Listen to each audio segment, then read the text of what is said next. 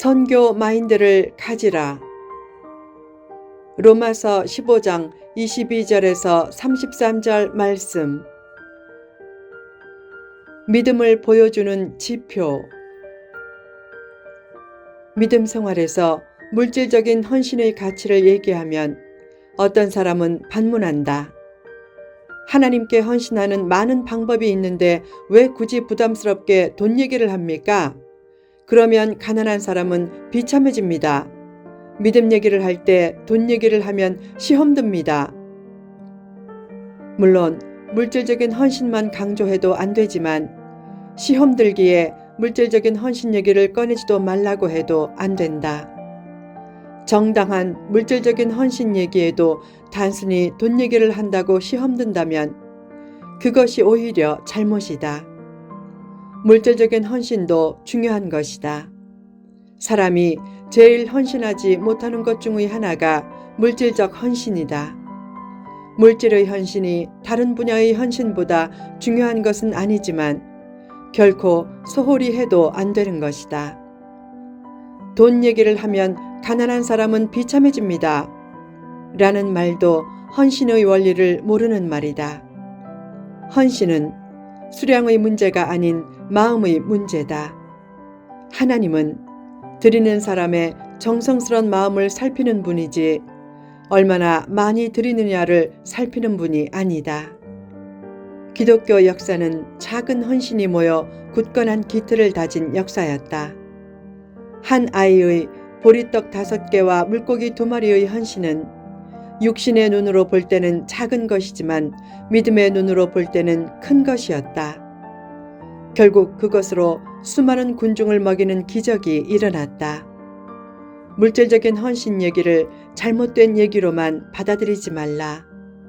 물질적인 헌신이 개인의 믿음 상태를 파악하는 중요한 척도 중의 하나임을 애써 부인할 필요는 없다.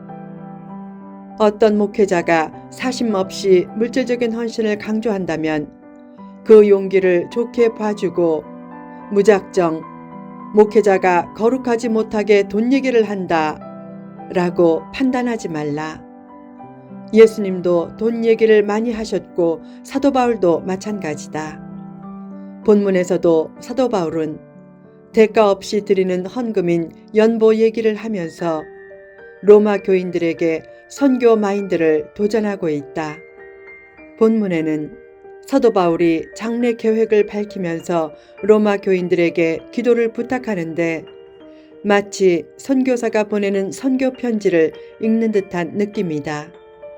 사도 바울은 여러 차례 로마를 방문하려고 했지만 그 뜻을 이루지 못했다.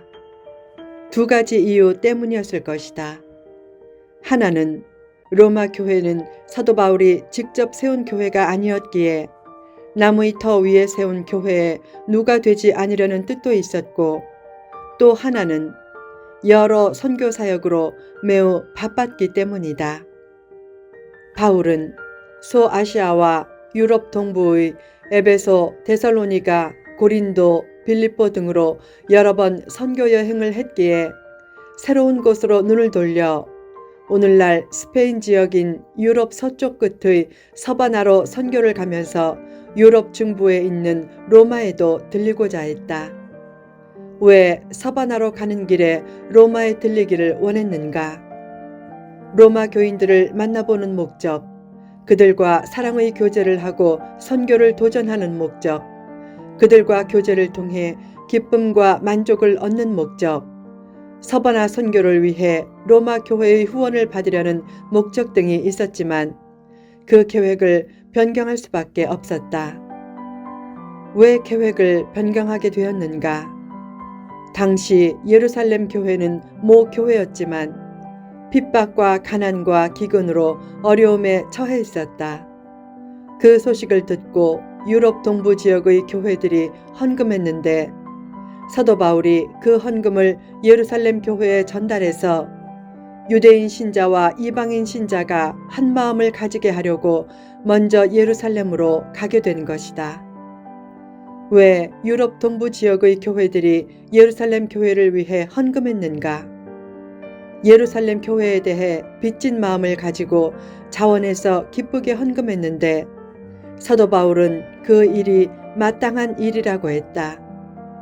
사도 바울은 그들의 헌금을 무엇보다 소중한 열매로 생각했고 그것이 예루살렘 교회에 큰 믿음의 격려가 될 것이라고 했다. 헌금은 단순히 물질을 드리는 것이 아니라 물질을 통해 사랑과 마음을 드리면서 믿음을 보여주는 지표이고 또한 받는 사람에게는 큰 믿음의 격려가 되는 것이다.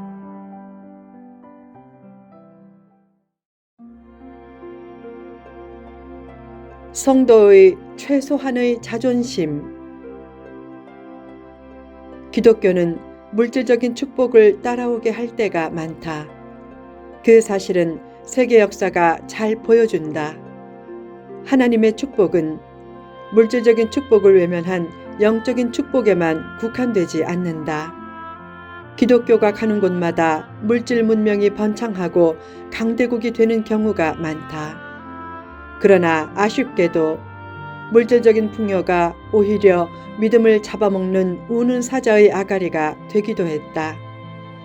독일과 영국의 경우가 그랬고 미국도 그런 모습을 보이고 있다. 기독교가 우리나라에 들어오면서 우리나라가 물질적인 축복을 받은 것은 어느 정도 사실이다. 복음이 있는 곳에는 물질을 다스리는 능력과 지혜도 따르기 때문이다. 그러나 물질적인 축복을 잘 활용하지 못하면 사탄에게 당할 수 있기에 기독교를 뒤따라오는 물질에 복음의 진리가 묻히도록 하면 안 된다. 하나님께서 물질을 주신 것은 하나님의 뜻을 위해 풍성하게 쓰라고 주신 것이다. 왜 번창한 물질 문명이 오히려 기독교를 약화시키는가? 물질적인 축복을 하나님의 축복으로 승화시키지 못하기 때문이다. 물질적인 축복을 하나님의 축복으로 승화시키기 위해 꼭 필요한 한 가지 요소가 바로 물질적인 헌신이다. 성도가 예수님의 복만 좋아하고 예수님의 뜻은 거절한다면 얼마나 저급한 삶인가. 성도란 이름을 가졌다면 물질적인 헌신은 최소한의 자존심이다. 예수님의 복을 접하고 뜨거워졌다가 예수님의 뜻을 접하고 식어지는 양철 냄비 교인이 되지 말라. 꾸준한 돌솥 신앙인이 되라. 선교 마인드를 가지라. 사도 바울이 자신의 사역과 관련된 모든 계획을 알리면서 로마 교인들에게 그 일을 위해 기도해 달라고 부탁했다. 이 말씀을 보면 선교사들을 위해 기도하는 삶의 중요성을 깨닫게 된다. 바울도 로마 교회를 위해 평안을 빌어주는 기도를 했다. 그처럼 교회와 선교사가 한 마음으로 기도하면서 복음 사역을 위해 협력한다면 얼마나 복된 일인가. 왜 사도 바울이 서신의 마지막 부분을 선교와 구제에 대한 강조로 마치는가?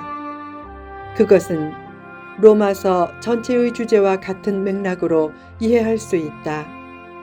로마서 전체 주제는 유대인이든 이방인이든 믿음이 있으면 구원을 받고 하나님의 자녀가 될 수 있다는 것이다.